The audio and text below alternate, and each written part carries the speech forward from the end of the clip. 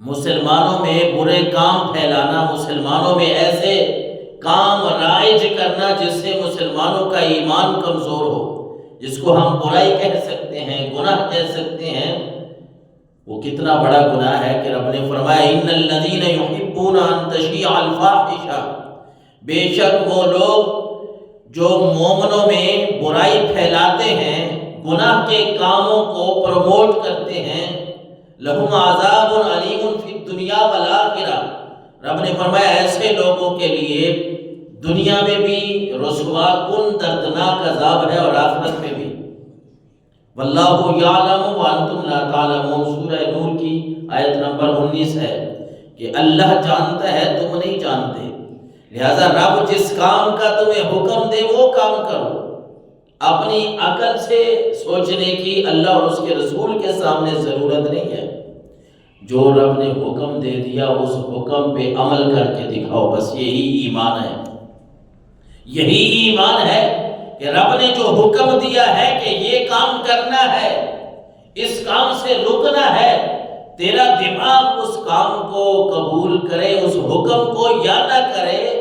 اس حکم کو ماننا پڑے گا، تبھی تو مومن کہلائے گا۔ اور اگر اپنے عقل کے گھوڑے پہ سوار ہو گیا تو پھر ایمان سے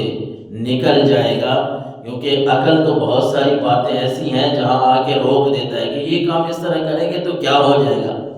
اللہ کے اور اس کے رسول کے حکم کے خلاف اگر کریں گے کچھ نہیں ہوتا۔ اور یہ بات کتنی بڑی اللہ کے نبی صلی اللہ علیہ وسلم نے مسلم شریف میں ہمیں بتایا کہ کوئی بندہ ایسا برا کام یا ایسا نیک کام لوگوں میں چھوڑ جاتا ہے شروع کر کے، جس پہ لوگ عمل کرتے ہیں، تو اس پہ کتنا ثواب اور کتنا عذاب ہے کہ اللہ کے نبی صلی اللہ علیہ وسلم نے فرمایا من سن فی الاسلام سنتا حسنتا فلہ اجرہا واجر من عامل بہا بعدہ من غیر ان ینقص من اجورہم شیء۔ رب نے فرمایا اگر کوئی بندہ، اللہ کے نبی نے فرمایا اگر کوئی بندہ، کوئی آدمی، مفہوم حدیث مبارکہ کا میں عرض کروں گا کہ کوئی آدمی، اللہ کے نبی نے فرمایا اگر دین اسلام میں کوئی اچھا کام شروع کر کے جا رہا ہے، کوئی ایسا اچھا کام شروع کر کے جا رہا ہے کہ وہ دین اسلام میں اللہ اور اس کے رسول کے حکم کے مطابق ہے، تو اللہ کے نبی صلی اللہ علیہ وسلم نے فرمایا اس کو بھی اللہ کی طرف سے اجر و ثواب ملے گا، اور جو بندہ اس کام پہ عمل کرتا جائے گا ہر ایک کو اللہ ثواب عطا فرمائے گا، اور کسی کے ثواب سے کوئی کمی بھی نہیں ہوگی۔ یہ نہیں ہے کہ ہم کسی کو اگر ثواب کی بات کریں تو یہ نہیں ہے کہ جب ہم کسی کو ثواب دیتے ہیں نا، کوئی میت ہے، کوئی اس دنیا سے چلا گیا، ہمارا باپ دادا، ہم نے کچھ پڑھا، وہ اللہ کی تعریف کی، کوئی تسبیح، کوئی تحلیل، کوئی تکبیر، کوئی قرآن، کوئی نماز، کوئی چیز ہم نے پڑھی ہے، اس کا ثواب ہمیں ملتا ہے نا، تو پھر اگر ہم یہ ثواب آگے دے دیں نا کہ میں یہ ثواب اپنے والد محترم کو یا اپنی والدہ کو، اپنے فلاں مرحوم کو پیش کرتا ہوں، تو اس کا یہ مطلب نہیں ہے کہ وہ ثواب ادھر چلا جاتا ہے، ہمارا کام ہو جاتا ہے، نہیں، یہ رب کی بارگاہ ہے، یہ اس رب کی بارگاہ ہے جس نے اس کائنات کو تخلیق فرمایا ہے۔ بندہ جو کچھ پڑھتا ہے، ثواب حاصل کرتا ہے، دوسروں کو بھی پہنچا دیتا ہے، اللہ ان تک بھی ثواب پہنچا دیتا ہے، اس کے اجر میں بھی کمی نہیں فرماتا۔ اور رب نے اپنے پیارے نبی صلی اللہ علیہ وسلم کو یہی بات وہ سورہ نور کی آیت مقدسہ میں فرمائی کہ اے نبی، اے محبوب، آپ لوگوں کو بتا دیں کہ جو بھی برائی کا کام مسلمانوں میں پھیلانے کی فاحش باتیں،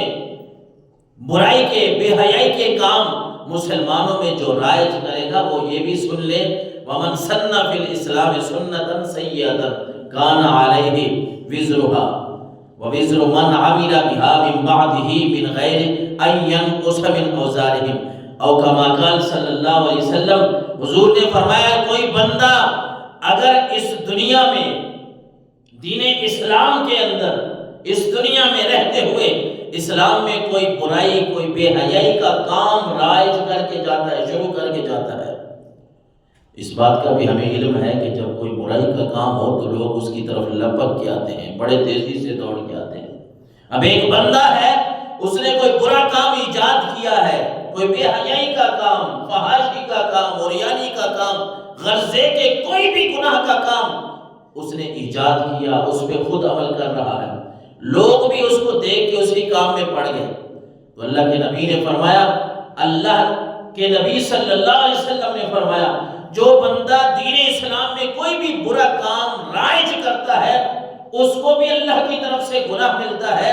اور جو بندہ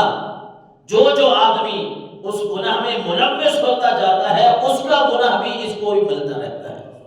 ان کو بھی ملتا ہے اتنا گناہ اس کو بھی ملتا ہے۔ اللہ